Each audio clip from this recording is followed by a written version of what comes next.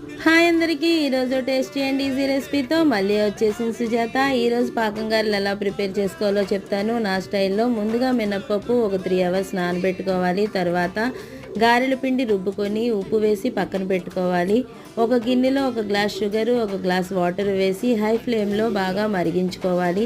పాకం చేత్తో ముట్టుకుంటే అది జిగురుగా ఉండాలి, అలా అయితేనే స్వీట్నెస్ ఉంటుంది. ఇష్టమైన వాళ్ళు ఇలాచీ వేసుకోవచ్చు, నేనైతే వేయలేదు. తర్వాత ఈ గారెల పిండిని గారెల్లాగా ఒత్తుకొని మరుగుతున్న ఆయిల్లో వేసుకొని బాగా ఎర్రగా వేయించుకోవాలి. ఇలా వేయించుకుంటేనే పాకం గారికి పీల్చుకొని బాగుంటాయి, లేకపోతే లోపల గట్టిగా ఉంటాయి. ఇలా పాకంలో వేసిన గారెలు గరిటతో అటు ఇటు తిప్పుతూ మొత్తం పాకం గారికి పట్టేటట్టుగా చెయ్యాలి. అంతే అండి, టేస్టీ పాకం గారెలు రెడీ అయిపోయి. మీరు కూడా ట్రై చేయండి. ఎలా ఉన్నాయో కామెంట్ చేసి చెప్పండి.